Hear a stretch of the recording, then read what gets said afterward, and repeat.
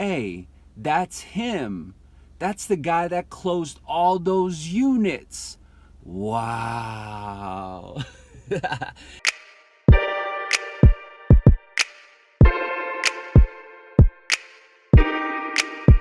Connected to SalesRemastered. What's up, everybody? Welcome back to Sales Remastered. My name is Daniel. I'm your host. And in this episode, we're going to talk about typos. Yup, typos. And you might be like, well, D, the hell's typos got to do with anything? Typos got to do with a lot. And from typos that you might be thinking about that signature, disclosure, right? Like sent from an iPhone, please excuse my typos. Or please excuse any typos like on text messages, right? And what I'm talking about is typos that people thought were accidents, but no, not really. That's the truth. And I'm gonna share with you why I bring this up, but most of you probably already know because you follow me on Instagram or even on the Facebook page, where I've been sharing in my stories my trip to Cabo San Lucas. My trip that I won for 2017 as part of what's called President's Council. And what this is that it's basically the top 1% of my company. My company is the largest privately held multi-billion-dollar national mortgage banker. And I happen to run the #1 sales team with the most production, most units, most funding, most volume of all the sales teams. And I want to share with you the reason why I chose Typo was because that's what all my colleagues or my comrades, or I should say the 1% of the 1%, said about my shit. Let me go and pop my collar one time for that.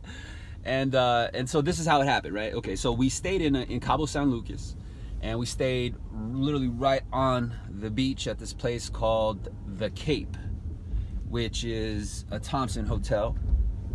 And number one, if you guys have never been to Cabo San Lucas, you got to go. It's a great area. I would definitely recommend staying at a resort, though. Do your best you can to do that. The beach area that we were at was very chill. There's a couple beaches out there that is very dangerous, so please be careful and do your research before you go out there. But this was a company paid trip, and everything was first class. I mean, number ones of the number one, so the 1% of the 1% got these grand villa rooms, right?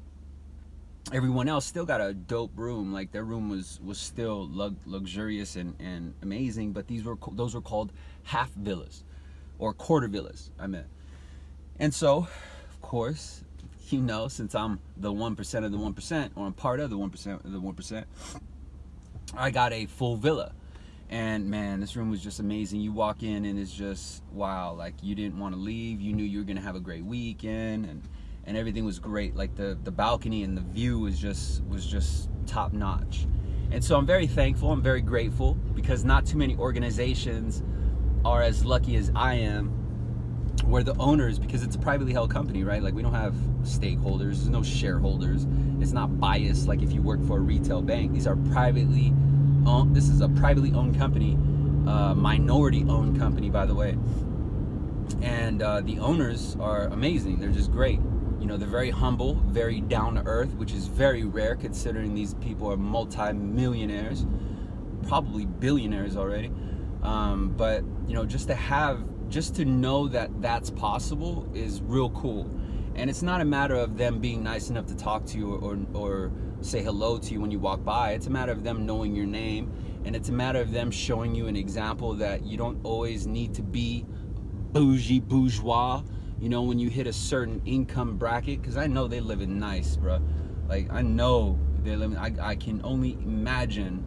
But with how successful the company is, and so anyway, long story short, is every year they do a President's Council meet where they fly all the top producers of the entire company out to a remote location. And so this year we went to Cabo San Lucas, and everything was just great. Anyway, one thing you're gonna know if you have been to Cabo San Lucas and you cruise around like downtown, around Cabo Wabo or any part of the downtown or anywhere in Mexico, you know, you're gonna appreciate the roads that you have.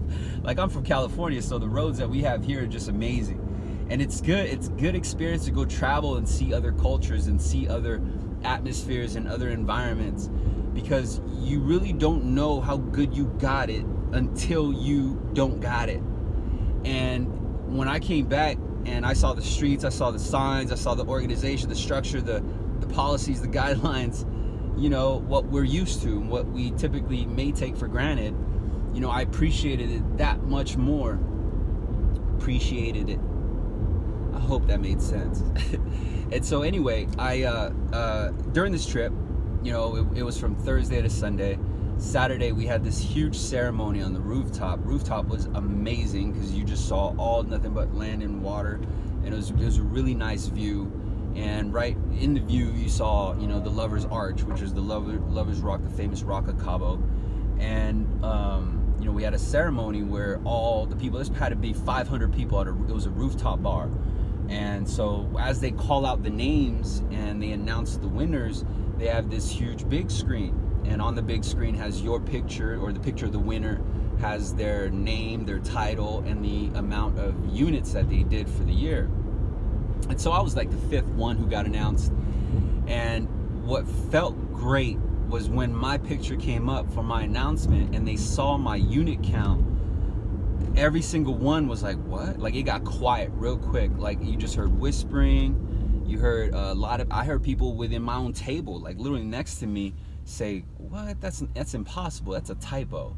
You know, like other people like, what? How do you do that? That's gotta be a typo. That's all I kept hearing was typo, typo, typo. And man, I mean, come on. When you hear the elite of your company in awe, like they're just like so baffled, they believe someone fat fingered the slide deck. Like someone had to have fat fingered an extra 2 or 1 or 5 or 3, because the total amount was 1,253 units for 2017. And I was like, what? How is that?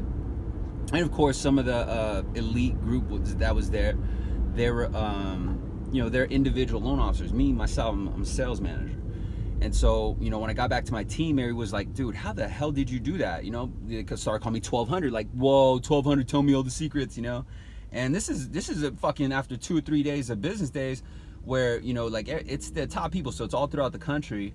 And people are usually clicked up. It was like high school and shit, you know, and people that you know or that you're common with, like everyone just groups up and clicks up. And I'm an inside agent. Everyone's on the outside. And there's only probably about 4 out of the 200 winners that were inside loan agents. Everyone else was called OLA, or outside loan agent. And, you know, so they're just like, how do you do that? Because their production was like maybe, you know, 30 for the year, or 40 or 50 for the year, some even cases 70 for the year, right? And so they're like, dude, how did you do 1,200? You know, it was just insane. And so I told them all, it's because I got a team. I got a killer ass team. You know, it wasn't me. That's my team that did that. You know, and they're like, how many LOs do you have? Do you have like 100 loan officers? Do you have like the biggest team in the company? And it was very humbling for me to tell them all, no, I got 10 of the strongest monsters on my team, and that's why I'm winning, and that's why I'm here. And they all thought that was cool, that I gave them respect, or that I didn't take credit, right? Like, I didn't take the credit for just doing all 1250, because I didn't have to tell them that little disclosure. Oh yeah, I'm a team leader, right? I'm a salesman. I run a team. It's not me that, you know what I mean? Like, not me that's funding over 100+ units per month. That's the result of having the number one team in the company. And so my takeaway here is that, you know, everyone thinks they're doing good until they find someone that puts them in check, right? And it's humbling to be that one person that puts them in check, that puts everybody in check. It's amazing to be the person that quiets down the naysayers. And my goal is that I hope I can share with you the lessons, the techniques, and the, you know, the tips that have helped me finally put an end to the naysaying, that has enabled me to finally shut my competition up. And you might be like, but D, you work with them, you know? Like, I don't work with them.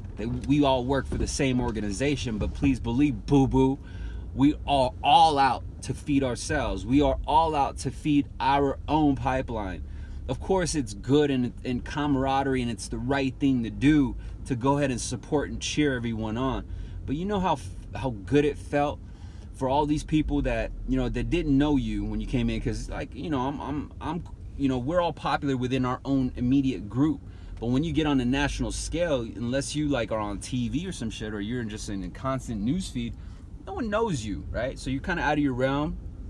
And, you know, just to have that reaction, just to see the look in their eyes, and then get the attention afterwards of everyone calling, hey, what up, 1200, you know, and they're like, yo, how did you do it? How did you, you know, are you the guy? Wow, that's the guy. And people pointing and whispering to each other and be like, yeah, that's the dude. Hey, look, that's the guy.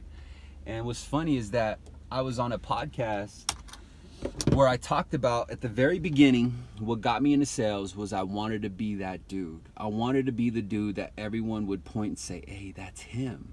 That's the guy that did all those units. Hey, that's him. And because I believed in my goal so strongly, I manifested it, and it happened. And so now I am the man that they all point at now and say, hey, that's him. That's the guy that closed all those units. Wow. And I want you to get there too. So follow me on YouTube, Facebook, LinkedIn, Snapchat, Instagram, wherever you find me, boo-boo. Go in the app, or your favorite app. Go in your favorite social media app. Go to the search bar and search SalesRemastered, one word. And if I'm on that feed, please add me. I might just share a few things that may help you overcome your battle for that day, or overcome a battle that you may come across in the future that much quicker.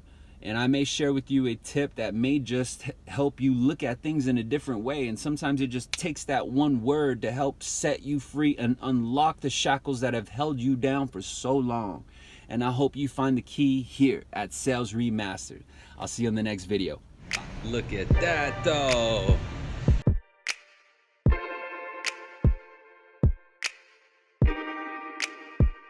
Connected to Sales Remastered.